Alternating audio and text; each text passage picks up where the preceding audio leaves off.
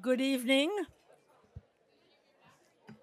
Good evening, everybody. You're supposed to continue eating while I speak, as long as my table leaves me something. So I'm sure they will. I've done this a lot. So my name is Julia Martin Lefebvre, and I have the honor to be the chair of the Tyler Prize Executive Committee, which is the executive committee is responsible for selecting the laureate, so it works like a jury, and looking after the generous endowment left to us by the Tylers, as you can imagine. So that's what I do. The Tyler Prize was established in 1973, 52 years ago, by John and Alice Tyler, and this happened, for those of you who remember that far back, just the same year, a year after the first international UN conference on the human environment, which was held in Stockholm. I never could quite find out whether those issues were, those two things, the Tyler Prize and the Stockholm conference, were connected, but I think they should have been. I think they certainly were. So this makes the Tyler Prize the oldest international prize, recognizing the important contributions to the understanding of the huge challenges that we face. It's not only the understanding, but also finding solutions. So the Tyler Prize is regularly referred to as the Nobel Prize in the environment. As you know, there is no such thing as a Nobel Prize from the environment. So we're very proud of that. So with tonight's celebration, 84 brilliant individuals and 4 exceptional organizations will have been recognized. I'm saying will have been because we haven't yet decorated the 2 laureates, but we will do that this evening. So 84 individuals and 4 organizations will have been recognized since 1974. And if you look at the list in this brochure on your table, you will see what great people have had the prize and why we're so proud of them.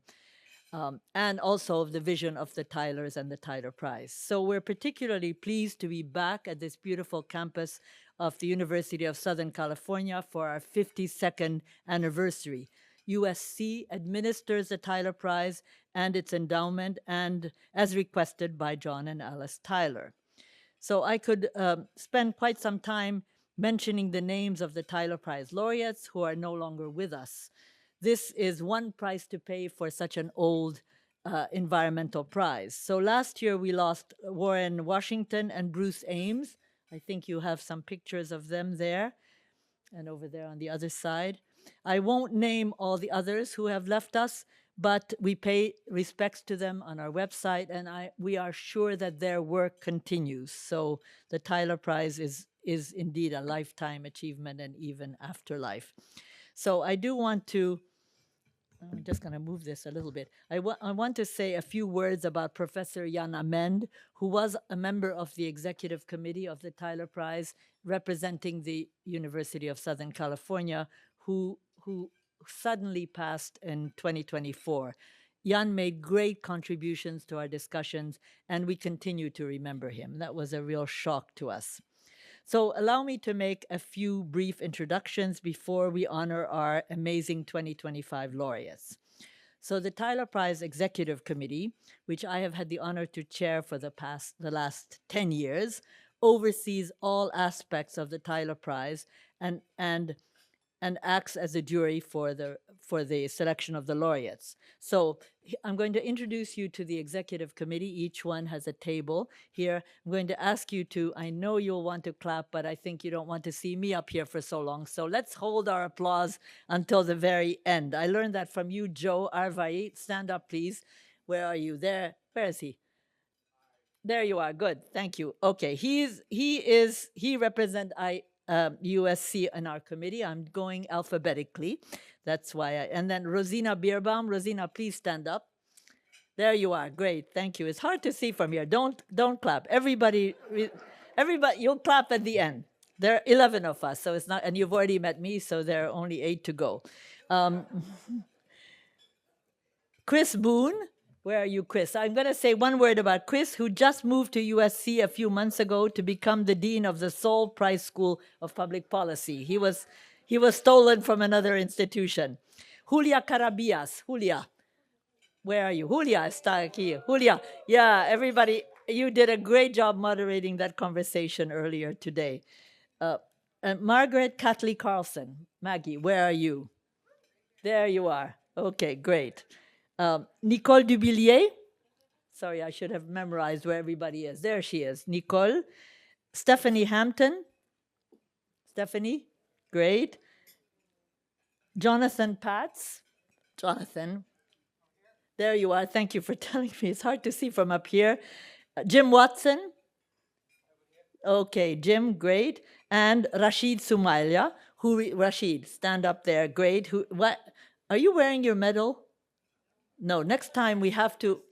Yes, next time we have to insist. So Rashid received the Tyler Prize, shared with Daniel Pauli, who's sitting here, but we'll come back to him in a minute. It happened to be our 50th anniversary here in 2023.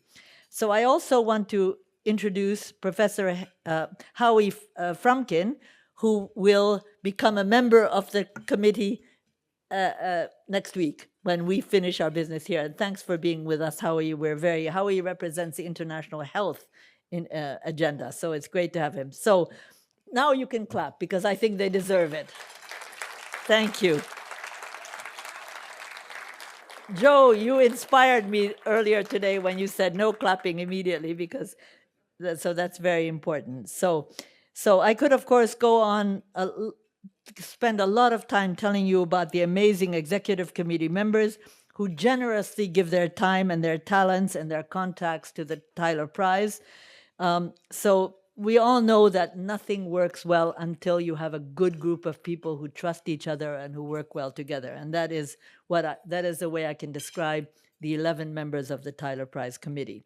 So now we are very committed, obviously, to sustainability, and sustainability is supposedly involved with the future generation. So we take this very seriously, and we have been inviting remarkable young people to become Tyler Prize student ambassadors in order to learn about the prize, learn about the work of the laureates, and to communicate with their peers about the Tyler Prize all over the world. So some of them are here with us tonight. I'm also going to introduce you to them, and we'll clap afterwards. So this year's ambassadors are Shantae Davis from Duke. There you are, Shantae, you're at my table. From Duke University. And then there are several ambassadors from USC, which is absolutely the right thing to do. So we've got Valerie Kuo. Valerie, there she is. We've got Abira Siddiqui. There you are. Great. We have got Garrett Ordonez. Where are you, Garrett? Great. Okay, you've got a lot of friends there, and let me just make sure I didn't forget anybody. Oh, yes, we have Brian Tomar. There you are. Great. And we have Willie Wang. And then we've got also, great, Willie, thank you. And we have Emerson Domiano, who was our ambassador 2 years ago. Okay, now we give them a round of applause because they really are our ambassadors. I think we've made we've built on the experience of the Tyler Prize before we got to take it over, but we have made a real effort to be young and dynamic, and it's great to have the young ambassadors. So if you talk with them, and I hope you will, we'll have a chance informally to talk together afterwards. I think you'll end up being much more hopeful about the future that you might be today. Hopefully you're still hopeful, but you'll be more hopeful. So I want to also introduce Amber Brown, who is the Tyler Prize administrator. Yeah.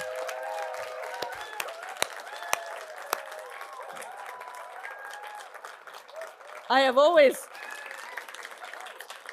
So Amber, first of all, without Amber, we couldn't do anything. And I've always reminded Amber that she's very lucky that I don't have an ego issue, because every time I introduce her, everybody goes, so, and you deserve it. You deserve it. Okay, and last but not least, I want to introduce you to the organization that looks after our communications. It's called Reagency, founded by Jade Lavelle. Where are you, Jade? I think everybody knows you. And you also, you and your team, they have the photographers, and you will have a chance to see some of their work in a little while. I keep that secret for now, but we are very happy to have this very dynamic group of communication experts who take great photographs, great films. They know how to use social media to reach out to people who didn't know about the Tyler Prize in the old days. So we're also very honored to have members of the Alice C. Tyler Perpetual Trust with us this evening. So I don't know where you're sitting, but I'm going to call your names. Martha Appello. Where? Oh, there. Is this the Tyler Prize? Okay, you're there. Great to see you. Paul Barber. Great, thank you.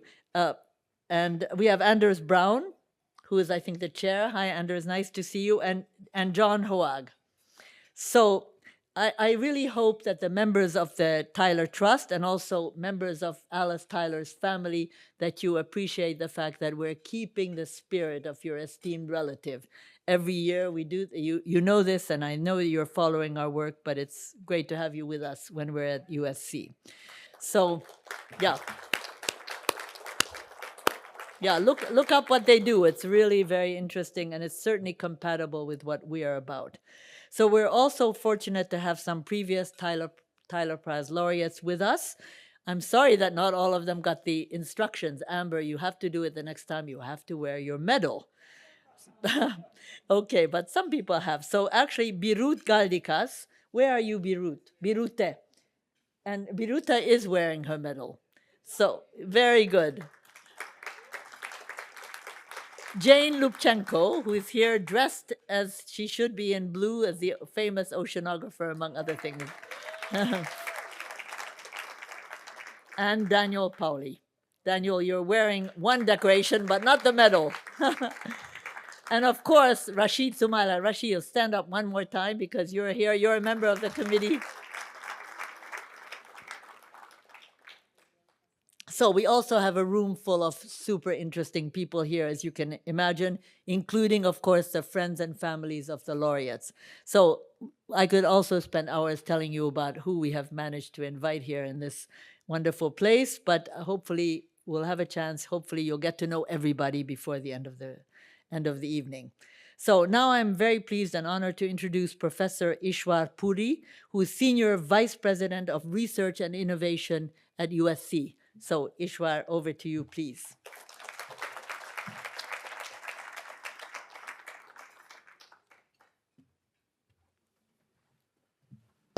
Well, thank you for the applause. You don't even know what I'm going to say. We're very optimistic. Well, I hope I don't. I don't disappoint your optimism then. But more seriously, it's such a pleasure to be here. I welcome you on behalf of the University of Southern California. It's a university that was founded just after the gold rush in 1880. And it stands for whatever California stands for. It grew with California. California is entrepreneurial, it's ahead. And when you talk about the environment, California has been ahead of the United States and very many nations for a long time. I think because of USC's commitment to sustainability, to the environment, it's such a great honor that the administration of the Tyler Prize is at USC. And so, Julia, I thank you for that. I thank the foundation for that. And of course, I give a shout out to Amber Brown. So let's clap for her once again. What the heck?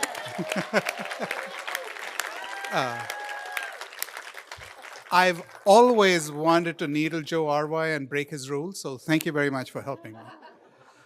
The Tyler Prize is not only at USC, but it's also very intricately linked with the Don Saif College of Arts, Letters, and Sciences. It's the largest college or unit on our campus. It enrolls nearly half of our students, and it has an aspiration to be not just a national leader, a university leader, but an international global leader in all matters of the environment. When we talk about the environment, we have to talk about global activities. The environment doesn't stop at borders.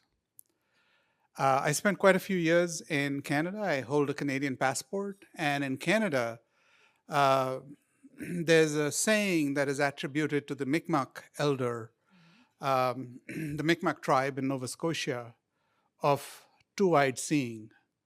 seeing with two eyes. With one eye, you see one way, and with the other eye, you see another way, and then you reconcile it.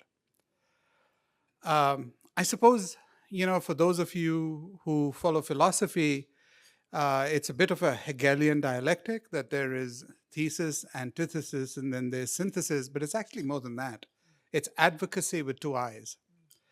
And so the question I pose to you, which I think you know the answer for, and which the Tyler Prize really personifies, is that if we see the world with a human eye, who is seeing the world with the environmental eye?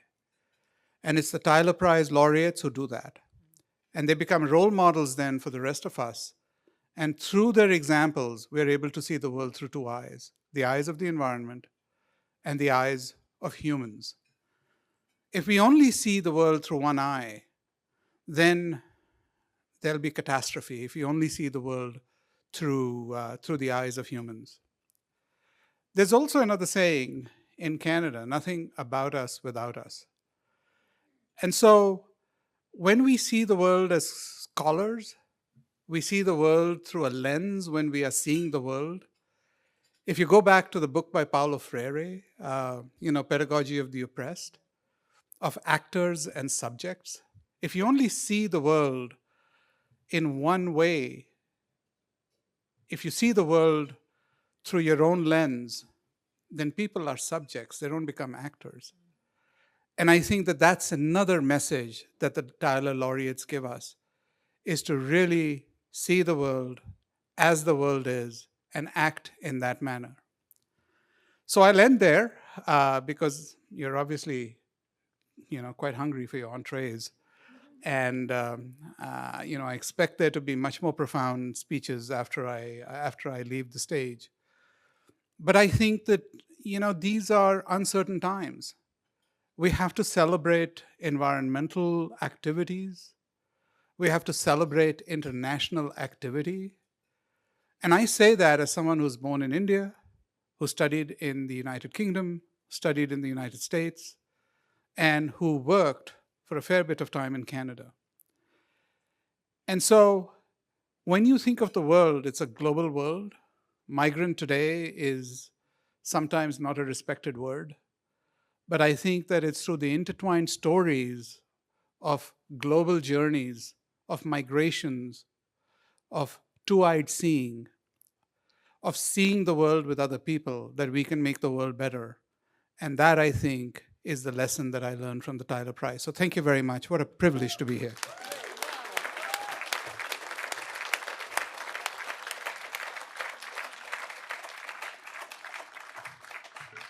Thank you so much. I think you would be proud of the fact that the Tyler Prize Executive Committee, which was always full of very distinguished people, Jane, you and I knew them all when we were at ICSU, and they were all men. They were all from the United States, and they were amazing. But we have now diversified. We have really a very balanced geographically and gender-wise committee, so we are also global citizens, which is what this is about. So this evening's awards, I think, are particularly important at this time as we face the existentialist and the overwhelming challenges of climate change, of the loss of biodiversity, of the threats to our oceans, to threats to food security, health insecurity, poverty, and the constant desire to have peace on our planet. We're not doing very well, but with the kind of work we are celebrating tonight, we know that there are solutions to these challenges, and that is the important message, I think, of the Tyler Prize every year. So the Tyler Prize Executive Committee receives a great number of excellent nominations each year. So as you can imagine, we take this very seriously, and it's very, very important to choose the right people, and many of the people who are nominated are also doing great work. So following our criteria, we invite nominations from strong scientists in the natural and in the social sciences. That's quite rare. People don't do that enough. And what we're looking for is that these scientists will have had to do not only great science, but they have to demonstrate measurable and scalable impact on policy and on practice.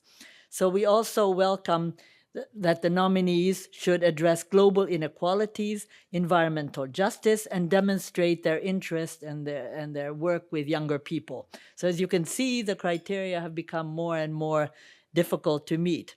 So as you can see, these systemic criteria reflect the title of the Tyler Prize for not just work in the environment, but for work that leads to achievement and that makes a difference. So it's very important for us to keep remembering that the Tylers were very clear about this.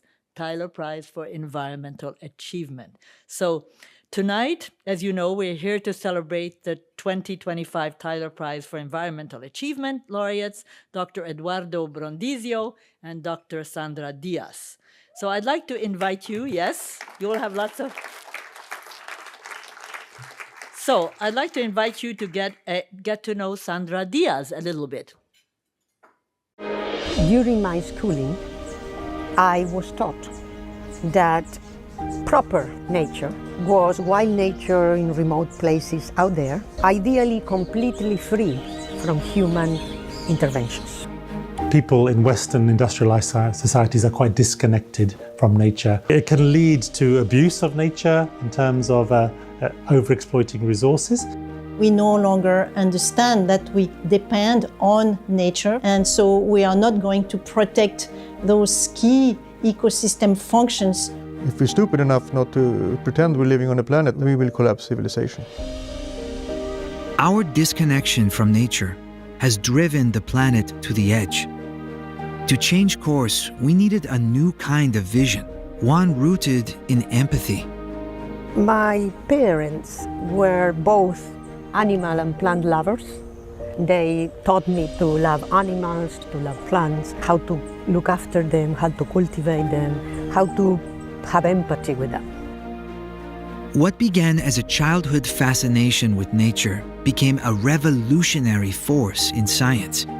Sandra Díaz transformed our understanding of plant traits and their vital roles in ecosystems worldwide. She compiled data from different sources and came up with this global picture of how plants vary in shape and form, from the tiniest little weeds to the most magnificent gigantic trees, and how they all fitted into one overall pattern. But she didn't stop there. She saw what others had missed and set out to prove that ecosystems and humanity are inseparably linked. Her work sparked a radical shift in how we value nature. Sandra came from the ecological side, starting there, but then realized that that's not enough. Of course, recognizing that there are no ecosystems without people today. All ecosystems are shaped by us in one way or the other. I saw the evidence, and it's obvious that there's not such a thing as completely human-free nature. The whole biosphere bears our stamp. Díaz knew this profound idea deserved new terminology, so she created the groundbreaking concept of the fabric of life. I like the metaphor of the fabric of life because it helps us highlight the fact that humans are just some of the threads in a huge, intricate tapestry, which is life on Earth. Sandra's fabric of life metaphor emphasizes how the living world is made up of this interweaving of plants and animals and fungi and bacteria and people, all interconnected, mutually reinforcing each other. And that's the story we need to tell if we're going to live sustainably on this planet. More than a metaphor, Díaz's fabric of life is a critical tool, helping us rethink our role on a planet where nothing lives in isolation. A human life completely separate from the rest of the living fabric is just not possible. We are inextricably entangled with nature, whether we like it or not. What sets Sandra apart is her combination with big ecological thinking and coupling that with our global challenges of how we protect and restore the natural world. Sandra Díaz's work has been instrumental in reshaping how biodiversity is conceptualized and valued in policy discussions around the globe. Through her leadership as co-chair of the 2019 IPBES report, alongside Eduardo Brondízio and Joseph Sertele, Díaz created a turning point in global environmental science. The IPBES report is a collection of world expertise on ecology and biodiversity, advising governments and the UN process and the international conventions on biological diversity. One can really say that there was a before and an after for biodiversity science policy with the first IPBES global assessment. Sandra has been extremely brave to move into this space and perform in such a convincing way and demonstrate significant findings for the world to enjoy. Sandra is one of the 10 most cited ecologists in the world. She really has really brought so much to the field of ecology, but at the same time, she remains a very humble person. As a leading prominent woman scientist from the global south, a real role model in a field that's still very much dominated by men from just a handful of countries. What gives me hope is, perhaps paradoxically, the fact that we don't have a plan B. But I think we just cannot give up. I think we have to fight back fiercely, stubbornly, and with a lot of creativity.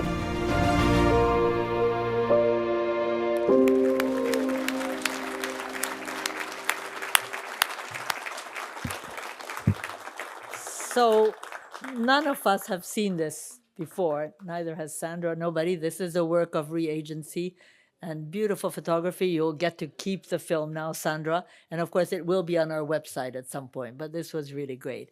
So now let me invite Dr. Stephanie Hampton to come up here to say a few words about Sandra.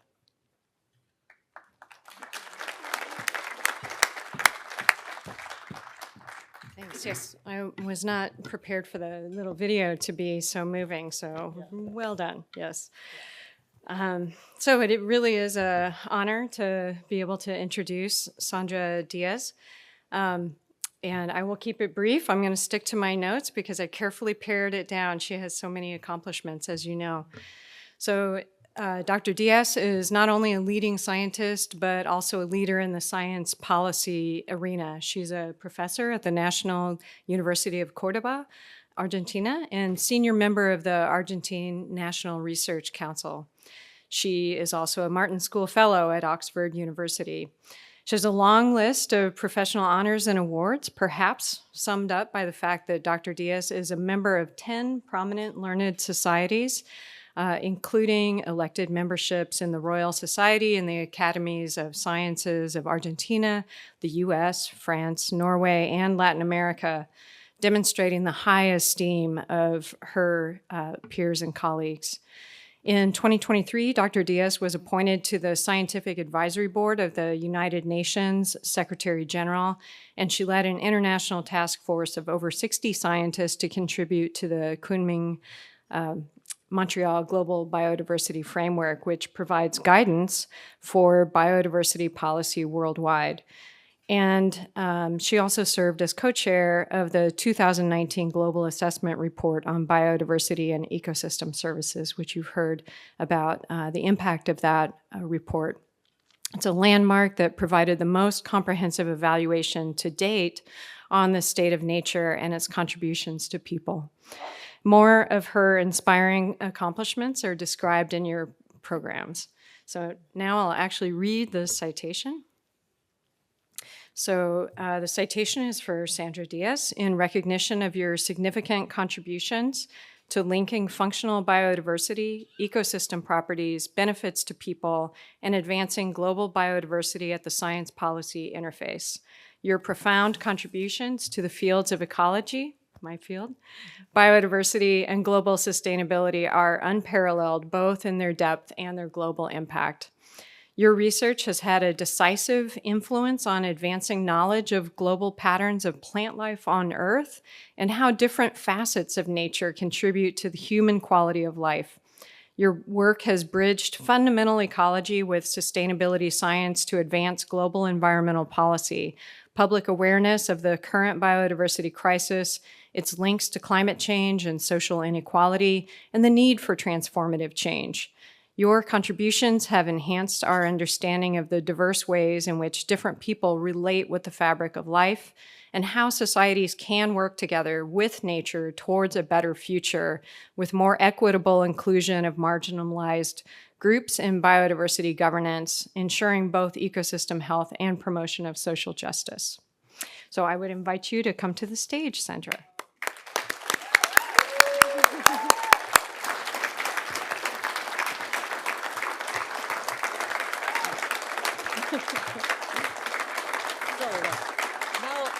Now this becomes official. Yes. I'm going to give you this medal, which you fully deserve, Yes. and you're going to. Yes. And of course, the prize and your plaque. Great. Thank you. Sandra, say a few words. One photo. Of course, that was Of on my course. list. Yes. Yep. And we want to see your medal too. And next time you come to our dinners, you have to wear it. Okay, yeah, I will. I'll hold it for you. sir. Oh, good. So, over to you. Yes, and then you take her down. It's for me a tremendous honor to receive the Tyler Prize.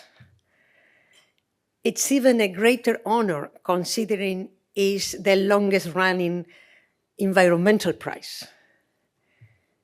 Today, talking about the environment is mainstream. Maybe nobody's doing quite enough for it, but everybody's talking about the environment. But spotlighting nature and environmental health in the early 70s, as John and Alice Tyler did, was truly visionary. Today, I want to express my deepest gratitude to the Tyler Foundation as a whole, to the very eminent members of the executive committee, to the fantastic Amber Brown, to Reagency that had done such a wonderful job in all the communications and visual products, and to the University of Southern California, who hosts the prize and is hosting us so graciously tonight. I want to dedicate this prize to the many colleagues which have made my career both possible and deeply enjoyable. I am very proud to say that most of my work across my whole career has been teamwork. I also want to dedicate the prize very specially to the vibrant, brave scientific community of Argentina. A community that, despite all its distinguished achievements and public service, is now facing hostility, underfunding, and a questioning of its role in society. And finally, and more generally, I want to dedicate the prize to all those who devote their life to science, with passion, with honesty, with tenacity, and with a vocation for the whole of society. Science alone is not enough for a better world, but is indispensable. A future of flourishing and justice is simply inconceivable without science for the common good. Thank you very much, everyone.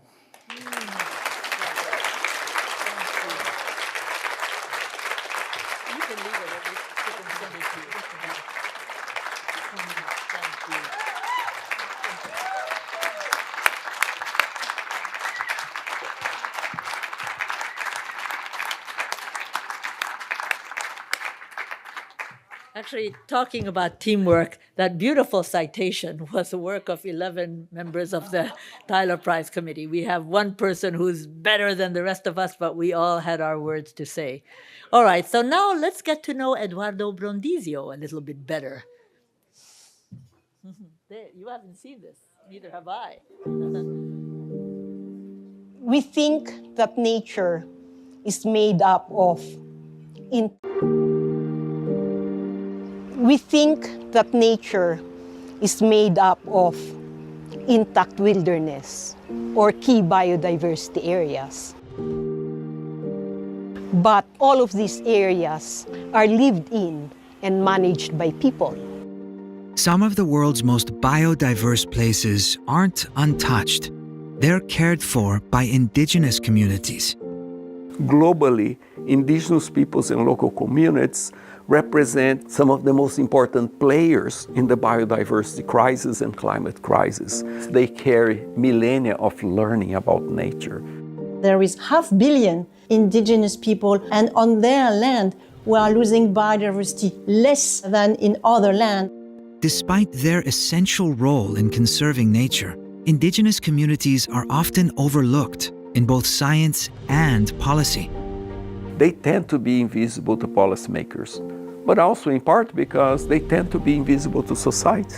But if we fail to recognize them today, we're also failing to recognize our biggest partners in confronting the biodiversity crisis. So I grew up, in a country transformation. We were so very fortunate to have parents that were narrating that transformation to us, getting us to pay attention to disappearing forests, to disappearing water springs, to the pollution that was becoming part of our daily lives. Eduardo Brondízio grew up watching nature disappear and decided to do something about it. He first went to the Amazon in 1989 and he returned to those families again and has over the years, over 30 years, continued to return to those areas to get ever deeper knowledge of how they manage. Eduardo has worked with indigenous peoples in the Amazon and also across the world, carefully documenting how they manage the ecosystems. Most people see the Amazon as vast forests, but Eduardo saw the people who were living in the forests. What has been seen as backward is actually an invaluable understanding of living with nature. Eduardo Brondízio's research has illuminated the vital role of indigenous peoples and local communities in conservation. Brondízio brought this understanding to the global stage as co-chair of the IPBES Global Assessment alongside Sandra Díaz and Josef Sertele. It became one of the most influential reports on nature and biodiversity ever produced. The global assessment of IPBES put Eduardo and Josef Sertele and myself at the driving wheel of a huge undertaking. The IPBES report was really of historic importance, and it started to change thinking and policies about the important values of nature and culture. Brondízio played a crucial role in the report's systematic integration of indigenous and local knowledge, a world first for reports of its kind. I think that's also been welcomed not only by scientists but by many indigenous people and other communities as a way of getting their voices truly heard at the international stage. Respecting traditional knowledge is his greatest gift to our world. By truly listening and honoring local knowledge, Brondízio has made the invisible visible, reshaping how science understands the world and who gets to speak for nature. I feel very lucky to be able to conduct longitudinal research to follow generations and to understand the aspirations. He is somebody who cares deeply about people, which is why he's so successful in his field research with local people. And he transforms that natural gift as a person into a tremendously powerful research technique. And he shows that by paying attention to people, we can do better science. The combination of scientific rigor and research with the empathy for culture and people is very rare to see among scientists. And this is something that we urgently need today.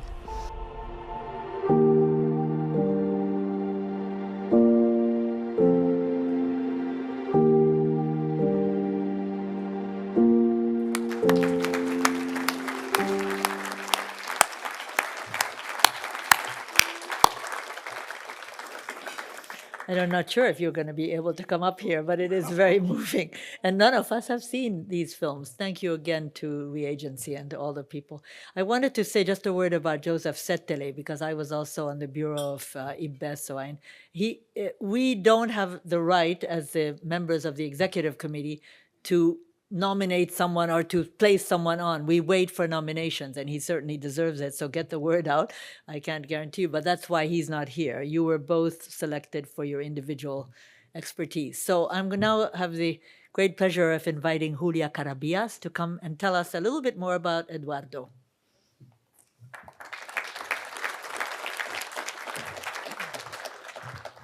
Thank you, Julia.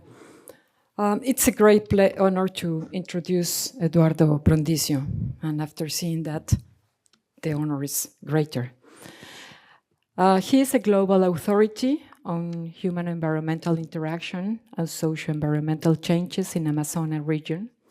He has dedicated his life to making visible the vital role of local communities and indigenous knowledge in addressing environmental crises and achieving sustainable development.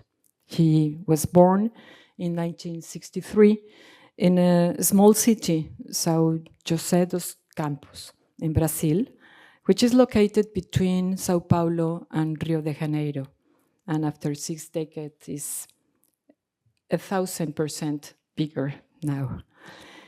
He studied agronomy and remote sensing in Sao Paulo and earned a PhD in environmental science and environmental anthropology from Indiana University. Since the early 90s, he has been a professor at Indiana University, and for the last 10 years, he has also served as an external professor in the Environmental and Society program at the University of Campinas in Brazil. He is the scientific coordinator of a project of UNESCO of the Biosphere Reserve Project that spans 4 countries in the Amazon and involve over 400 indigenous communities. He has worked continuously in the Amazon for more than 3 decades, spending several months each year with the local communities. We all know the importance of the Amazon for biodiversity, for water and nutrient cycles and climate regulations. Simply put, the life on Earth will be inconceivable without the Amazon rainforest. And we also are aware of the impacts and risk caused by deforestation for commodities and pollutions for mining. But what very few people are aware are that the struggle faced by the Amazonian communities due to poverty, violence, organized crime, and illegal economies. Eduardo has brought visibility to these social challenges, and through his research has demonstrated that the solutions must be built upon systems created by rural and indigenous community, local organizations, and regional networks. His background in agronomy has enabled him to study agroforestry and fishery systems with both traditional Amazonian communities and migrant populations, helping them increase income by adding value to their products and accessing new markets. As an anthropologist, he recognized the importance of indigenous people in environmental management and food production, as well as the vital role of smallholders, farmers, and small-scale fishers in global food security. His unique profile allowed him to integrate environment, social, economic, and cultural dimension across global, regional, and local scale. He seeks practical solutions to global environmental challenges such as climate change and biodiversity loss, while also working with reduced poverty and improve community well-being. Thanks to the recognition of his local work, he has earned the respect of academics, NGOs, governments, and the local communities worldwide. And he has become an active actor in the multilateral forum. And somehow, he also finds time to be a prolific and influential scientist, as well as a wonderful mentor. His students love him because he treats them as peers.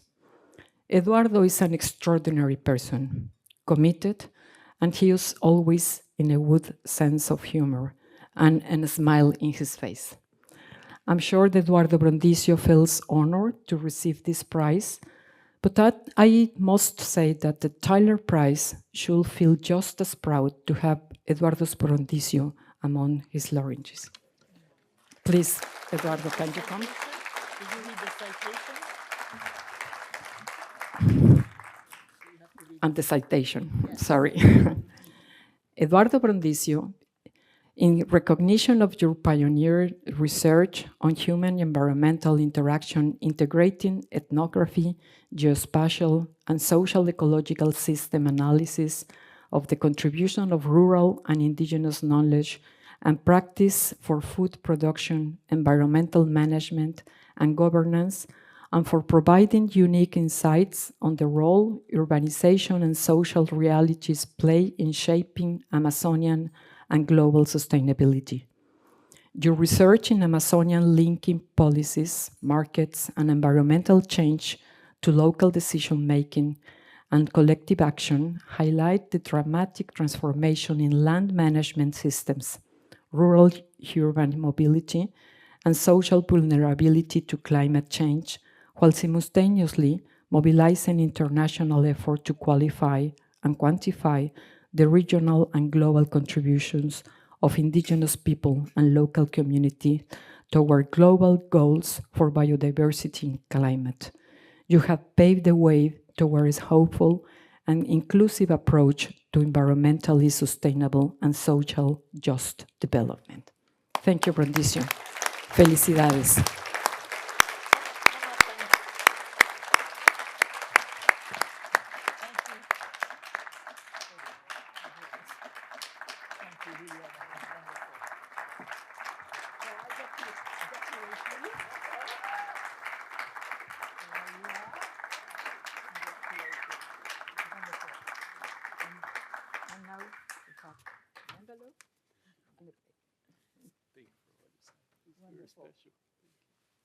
Would you like to say a few words? Photos. I keep forgetting the photo. You get in the flag. Oh, the flag. In front of the flag. Okay. And the middle? Okay. 2 Julias. That's a lot of Julias, but and a third one too.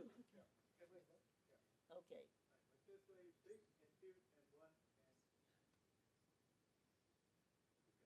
So you two have to wear the medal the next time you come. Really? From the Amazon to thank you. Thank you. I can hold your. I can hold it.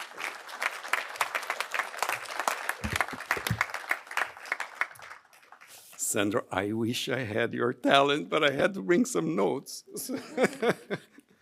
I first want to start, before I recognize, to thank everyone who made this possible, and the people who produce the food that we are eating today, the people who prepare the food that we're eating today, and everyone who made this event possible. So thank you, and thank you for the wonderful musicians who have been entertaining us all this time.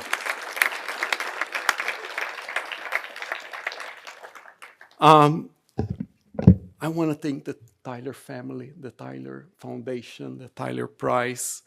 You know, as I said during lunchtime, your support for science and for the science of the environment has made a difference. Over 50 years, you know, you've been bringing this work, you know, to the world stage. every time at a different time when we need, different voices, different messages.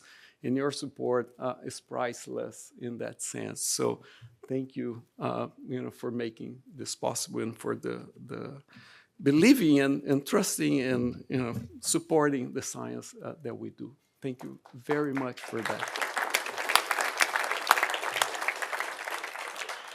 I want to thank Julia and the committee, the Julias, and all the hard work that goes into this, as you said.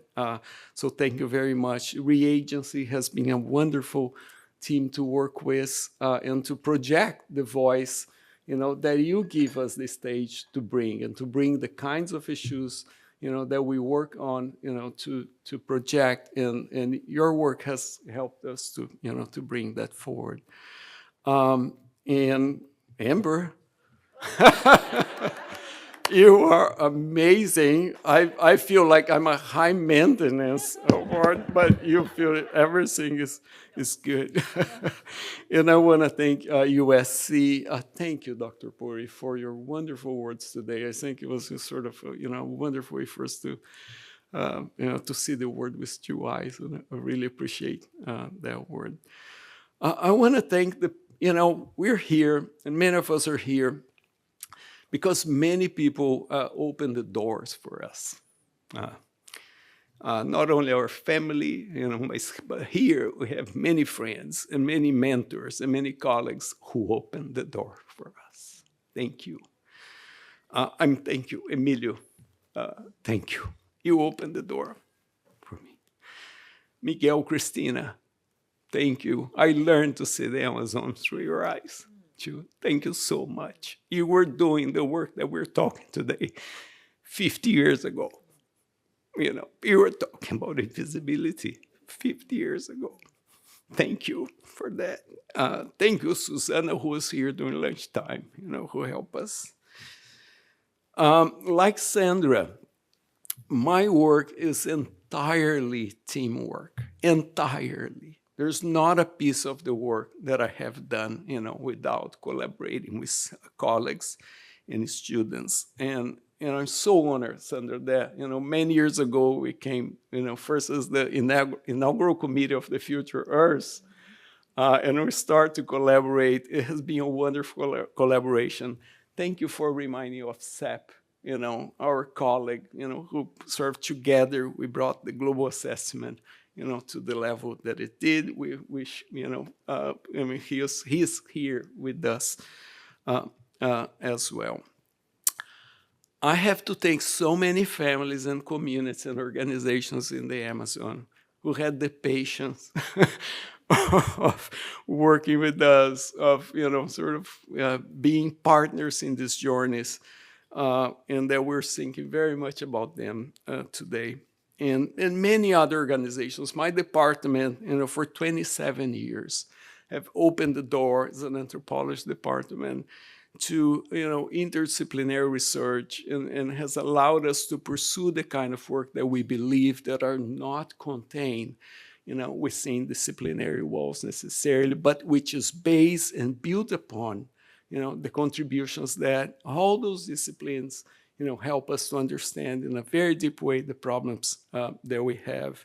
And thank you to my university, the Indiana University, who has supported this work. Thank you to my Brazilian University, University of Campinas, who also provides support. And to the people of our lab, the CASO lab, the Center for the Analysis of Socio-Ecological Landscapes, my students who were, sort of my colleagues, to the Ostrom workshop and my colleagues at the WAS workshop, and to the IPBES, as we heard from Anne. This has been a very important part of our journey, and in a way in which networks of scientists have found a voice, to bring to the larger stage through institutions like IPBES.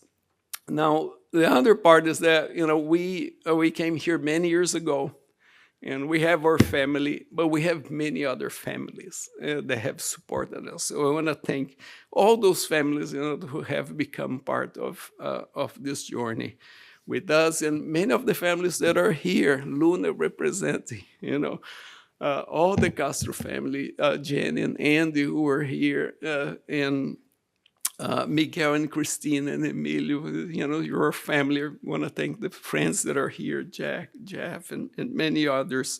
So many people to thank. And particularly my family. Andrea, who has been a partner in this journey and during all this time with doing, this work all together. Maira and Julia, who have bared many years of field research with us. And so thank you. And my siblings who are here, which is very, very special that we are here celebrating together. And, to our parents who opened the biggest door that we could imagine. Thank you.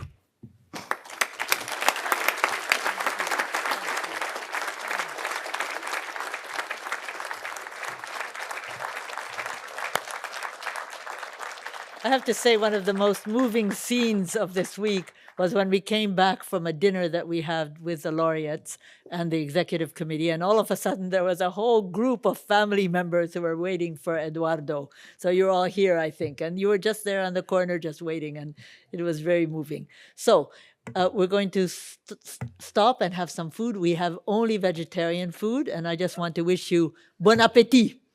Thank you.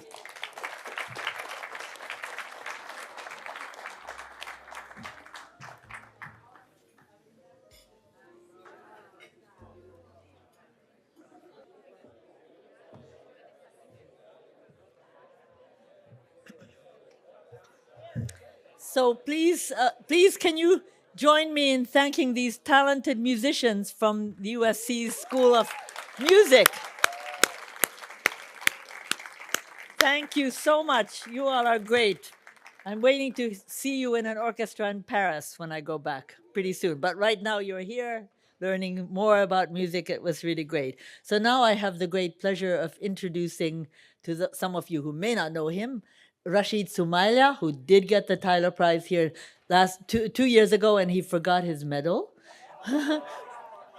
Rashid is now, we twisted his arm very happily for all of us that he is now a member of the executive committee of the Tyler Prize, and we twisted his arm again, and he is going to replace me the day after tomorrow, I think. Can you imagine that? Oh gosh, this is crazy. This is crazy. Yeah, so my job is very easy this evening, but very crucial. Why do I say that? Three of our really powerful people who have held the executive committee for many years, 15 to 20 years, thereabout roughly, are kind of saying, you know what, we want to pass on the baton, So they're going to leave us, but you are not leaving us, these people. We're going to keep you still with us here. We'll be calling you. And so I have three of them, and I will just read a few lines I put together. Margaret Catley Carlson. What are you, Margaret? Hey, Margaret, good to see you. Yeah. Margaret has been with the Tyler Prize Executive Committee since 2008. That's about 20 years ago. Amazing. Thank you so much. And what a force of nature she has been with her incredible global experience and the warmest heart. She's reminded us time and again that science at its best is about people. It's people at the center. And she's made every meeting feel just a bit more human and a lot more meaningful. That's you, Margaret. Thank you so much for all your contributions. And like I said, you are not going to leave us. We will be giving you calls, okay? Yeah, so that's Margaret. The next one on my list is Jonathan Pads. Jonathan, where are you? Yeah. And Jonathan joined the executive committee in 2011. That's quite a long time, and brought with him this unique superpower. You are a superpower, and connecting the dots in the committee, he does that between human health and the environment, that connection, in ways that are as clear as they are compelling. He's challenged us to think bigger, act faster, and always keep people's well-being at the center of what we do, people and health, right? And he does it always with a calm smile and grounded wisdom. Your smile, the first time I met you, that's what I remember. It's always smiling. Thank you so much for your service. Thank you, sir. Yeah.